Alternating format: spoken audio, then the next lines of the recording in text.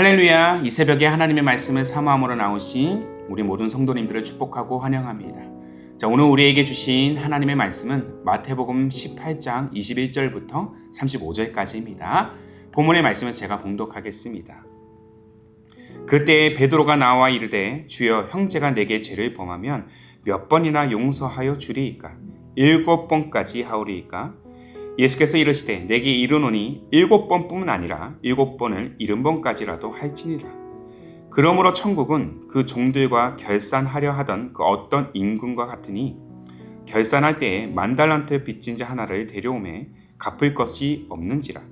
주인이 명하여 그 몸과 아내와 자식들과 모든 소유를 다 팔아 갚게 하라 하니, 그 종이 엎드려 절하며 이르되 내게 참으소서, 다 갚으리이다 하거늘 그 종의 주인이 불쌍히 여겨 놓아 보내며 그 빚을 탕감하여 주었더니, 그 종이 나가서 자기에게 100데나리온 빚진 동료 한 사람을 만나 붙들어 목을 잡고 이르되 빚을 갚으라 하매, 그 동료가 엎드려 간구하여 이르되 나에게 참아 주소서, 갚으리이다 하되 허락하지 아니하고 이에 가서 그가 빚을 갚도록 옥에 가두거늘 그 동료들이 그것을 보고 몹시 딱하게 여겨 주인에게 가서 그 일을 다 알리니, 이에 주인이 그를 불러다가 말하되 악한 종아, 내가 빌기에 내가 내 빚을 전부 탕감하여 주었거늘 내가 너를 불쌍히 여긴과 같이 너도 내 동료를 불쌍히 여김이 마땅하지 아니하냐고 주인이 노하여 그 빚을 다 갚도록 그 옥졸들에게 넘기니라. 너희가 각각 마음으로부터 형제를 용서하지 아니하면 나의 하늘 아버지께서도 너희에게 이와 같이 하시리라. 아멘. 오늘 말씀은 예수님의 용서, 우리의 용서라는 제목으로 함께 나누기를 원합니다. 일전에 제가 한번 소개해드린 인물이 있습니다. 주는 나의 피난처의 저자인 이 코리 텐붐 여사입니다. 세계 2차 대전 당시에 이 네덜란드 한 작은 마을에서 살던 그녀는 일명 홀로코스트, 독일 나치 정권이 유대인들을 무참히 학살하던 그 시기에 이 독일군을 피해서 자신의 집으로 들어온 유대인들을 숨겨주었습니다. 그러나 얼마 지나지 않아서 발각이 되었고요. 그녀와 가족들은 그 악명이 높다고 알려진 나치 수용소인 라벤스부르크에 갇히게 됩니다. 그곳에서의 잔인한 고문으로 인해서 그의 가족들은 목숨을 잃게 되었고, 코리 여사만 기적적으로 살아남게 되었습니다. 이후 그녀는 삶을 마감하는 순간까지 전 세계를 순회하며 복음을 전하는 전도자의 그 사명을 감당하게 됩니다. 자, 그러던 어느 날이었습니다. 독일의 한 집회에 초청이 되어서 이 참여한 많은 영혼들에게 이 여사가 복음을 전한 후 여느 집회와 동일하게 집회가 끝난 뒤에 예배당을 나서는 모든 이들과 악수를 하는데, 어느 노신사와 마주하자 그녀의 얼굴은 일순간 창백해지고 손이 떨리기 시작합니다.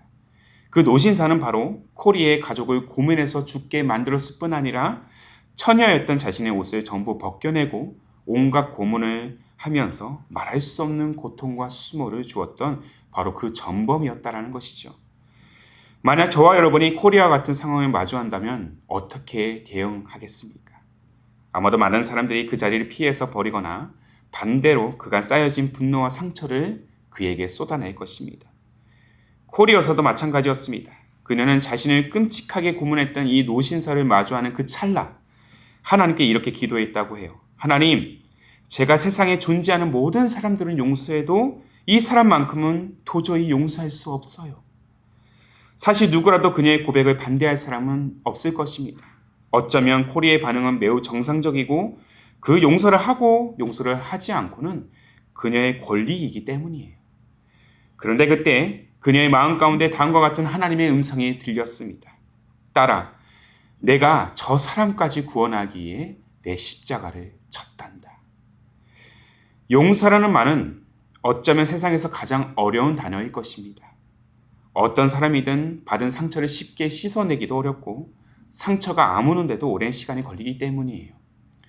상처를 씻어내는 것조차 정말 어려운 현실인데, 더군다나 상처를 준 자들을 용서한다는 것은 더더욱 어려운 것입니다.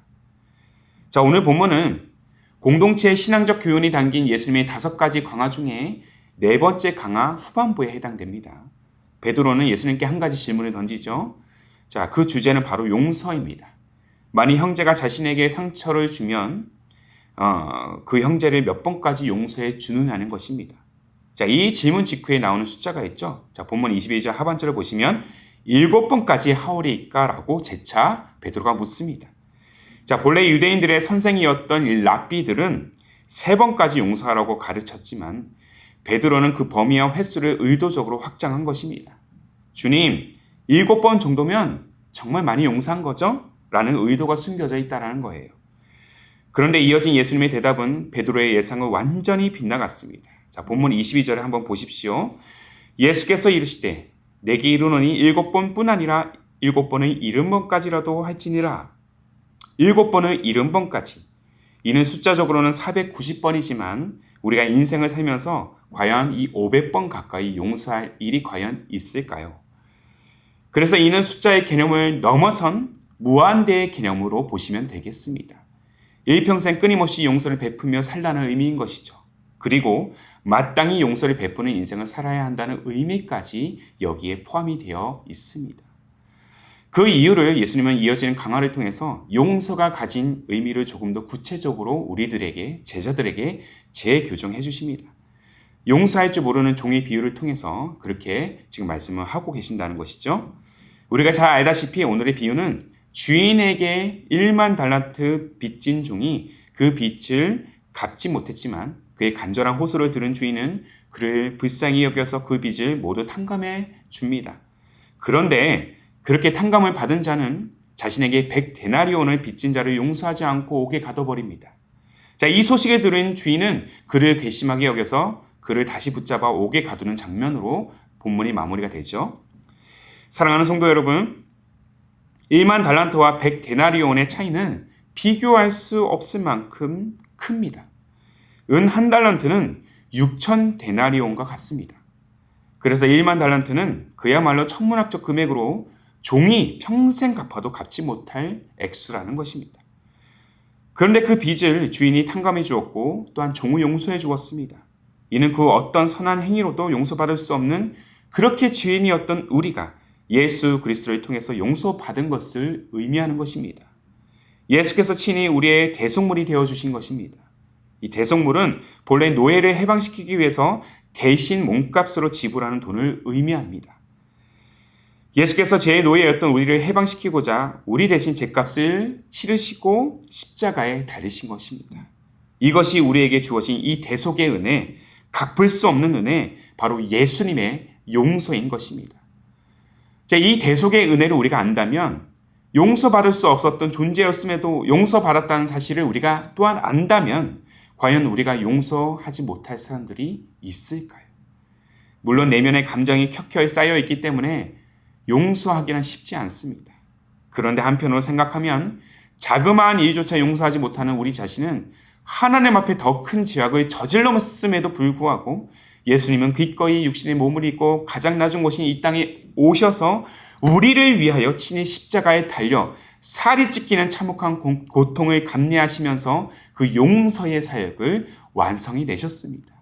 사랑하는 여러분, 우리가 누군가를 용서하고 용서하지 않고를 판단하기 전에 예수님의 용서를 먼저 생각하시기를 바랍니다.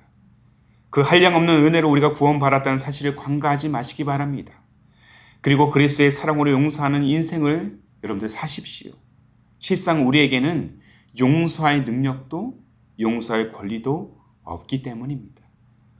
앞서 소개해드린 이 코리템붐 여사, 그렇게 용서할 수 없었던 노신사와 마주할 때 들렸던 그 하나님의 음성, 난 저 사람까지 용서하기 위해 내 십자가를 졌다. 이 음성을 통해서 그녀는 하나님의 놀랍고도 위대한 용서의 비밀을 다시 한번 깨닫고 마침내 그 노신사와 악수하기에 이릅니다. 그렇게 악수하면서 그녀는 오히려 그간 그녀의 마음을 짓눌렀던 그 무거운 고통의 짐을 십자가 앞에 내어놓고 그 순간 자신의 인생에서 가장 행복하고 기쁨을 누리게 되었다고 증언합니다. 우리가 예수님의 용서를 기억하고 그 놀라운 은혜를 함께 나눌 때 마침내 우리 또한 켜켜이 쌓인 내면의 상처와 고통의 짐을 덜어내고 진정한 해방의 기쁨을 맛보게 될 줄로 믿습니다. 이것이 우리의 용서를 넘어선 예수님의 용서, 진정한 용서의 능력인 줄로 또한 믿습니다. 이 사실을 깊이 깨닫고 오늘도 그리고 내일도 용서의 삶을 살아가는 우리 모두의 인생, 그리고 용서를 나누는 우리 모두의 인생, 우리 기쁨이 되는 교회의 믿음의 공동체가 되기를 주님의 이름으로 축복합니다. 용서의 위대한 그 사역, 하나님의 사랑을 날마다 선포하며 나가는 우리들의 발걸음이 되기를 주님의 이름으로 소망합니다. 아멘. 기도하겠습니다. 그 어떤 노력과 행위로도 갚을 수 없었던 죄인이었던 우리를 용서하신 예수님, 오늘 하루 가장 낮은 곳으로 이 땅 가운데 오셔서 우리 죄값을 대신 치르고자 십자가에 달리신 예수님, 그 대속의 은혜를 깊이 묵상하는 우리의 여정이 되게 하옵소서. 그러나 때때로 너무도 자주 이 대속의 은혜를 잊어버리고 우리 내면에 쌓인 감정에 갇혀서 자그마한 상처로 인해서 용서하지 못하는 인생을 우리는 살아가고 있습니다. 우리 또한 다른 이들과 다를 바 없는 연약하고 부족한 인생이자 용서받아야 하는 존재임에도 불구하고 용서의 권리가 우리에게 있다고 여길 때가 참 많은 것 같습니다. 이 시간 우리의 교만함을 용서하여 주시고 용서하시되 끝까지 용서하시는 예수님을 따라서 우리의 용서가 아닌 예수님의 용서를 나누는 삶이 되도록 성령이여 우리를 인도하여 주옵소서. 나의 용서를 넘어 예수님의 용서를 행하는 인생이 되기를 원합니다. 나의 능력이 아닌 예수님의 은혜를 전하는 삶이 되도록 인도하여 주옵소서. 그렇게 한량없는 은혜로 우리를 용서의 자리, 용서의 삶으로 이끄시는 우리 주님, 예수님의 이름으로 기도하옵나이다. 아멘. 오늘도 주신 말씀에 따라서 두 가지의 기도 제목을 붙들고 함께 기도하기를 원합니다. 먼저는 가장 낮은 곳으로 이 땅 가운데 오셔서 우리 죄값을 대신 치르고자 십자가에 달리신 그 예수님의 용서, 그 대속의 은혜를 깊이 묵상하는 오늘의 여정이 되게 하옵소서. 한 걸음 더 나아가 용서하시되 끝까지 용서하시는 그 예수님을 따라 우리의 용서가 아니라 예수님의 용서를 나누는 기쁨이 되는 교회와 모든 성도들의 삶이 되게 하옵소서. 이 두 가지의 기도 제목의 간절한 마음으로 함께 고백하시면서 기도로 하루의 삶을 열어가시기를 바랍니다. 함께 마음을 다해 기도하겠습니다.